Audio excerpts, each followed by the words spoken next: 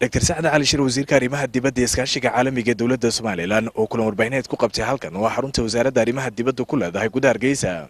ayaa waxa uu faahfaahin ka bixiyay shirar uu kaga qayb galay magaalada London ee cariga dalka Britain iyo sidoo kale magaalada Addis Ababa ee caasimadda waddanka Itoobiya. intii aan joogay dalka Ingiriiska waxaan la kulmay xubnaha baarlamaanka ee labada aqalba ee saaxiibada Soomaaliland waxaan la kulmay xubno gaargaara oo labada aqal ka kooban waxaan la kulmay saraakiil ka tirsan wasaaradda arrimaha dibadda waxaan la kulmay aqoonyahan Soomaaliyeed oo fara badan Somaliland oo fara badan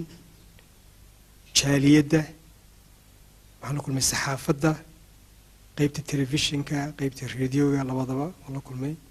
joornaaladana iyo lafteeda waan la kulmay inta aan joogay dalka Ingiriiska magaalada London dadkaan la kulmay oo dhan waxaan uga sheekeynayay oo uga waramay xaaladda waddanka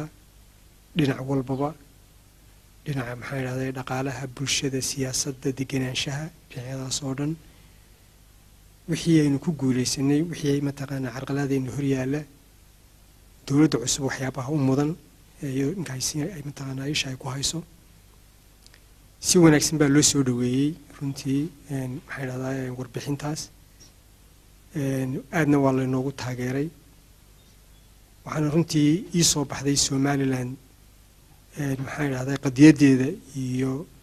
dadkeena himiladooda iyo taariikhdooda inay yihiin wax imanka meel maray runtii way u dhigan nugul yihiin qadiyadeena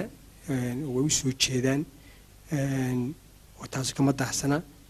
way ka wada warhayaan sharciyada ay noo leenahay taariikhdeena in waddanaynu ahaan jiray de gaar ah inaynan ahayn gobol ka go'ay waddanaynu ahayn waddan kale ku darsado dabeedna isku darsigeena dhibaato kala kulmay dabna si ay wada dadkeenu ay go'aansadeen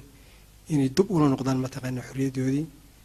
waxaan uga waranay kaalinta hadaynu kaga jiro deganaanshaha iyo xasiloonida iyo ammaanka gobolka aynu kaga jiro wasiirka oo si wata hadalkiisa ayaa sidoo kale faahfaahin ka bixiyay kulan ay wada qaateen wasiirka arrimaha dibadda ee dawladda federaalka dalka Soomaaliya madaxweynaha Soomaaliya farmaajo lama kulmin anigu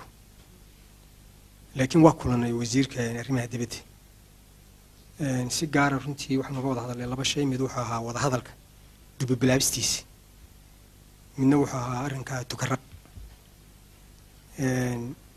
inaku ciidankeena wadiisa dogeedeenba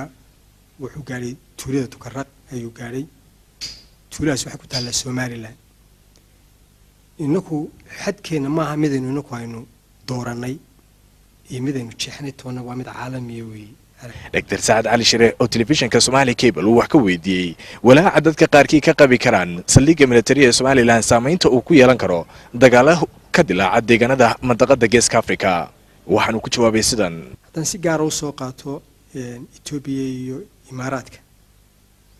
waa imka dadka labaas meel khusay waxa laga yaabaa in ay iska kaashadaan Imaaraadka iyo Masaarida iyo Itoobiya iska kaashadaan anu intan ka warhayno cilaaqaadka Itoobiya iyo Imaaraadka aad buu wanaagsan yahay wax dhibaato ay ka qabanay ma jirto wax warwar ay ka muujiyeen ilaa imkana runtii ma jirto inana u ogolaan mayno cidnaba inay dhulkeena ka weerarto maxay yiraahdeen wadamadeenu jaarkana ay Itoobiya Djibouti intaanu saaxiibkana jaarkana cidna ka taageeri mayno heshiiskuna taa dhigi maayo heshiisku wuxuu dhigayaa inaan loo isticmaalin wax halaali wax khalkhal gelin kara nabadgelyada Somaliland iyo nabadgelyada gobolka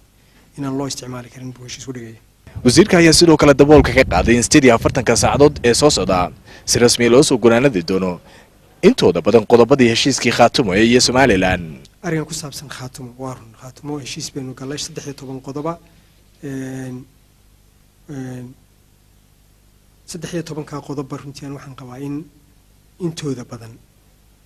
aynu already maxay wax ka qabanay laakiin waxa jiray laba qodob oo ahaa qodobka qaramaynta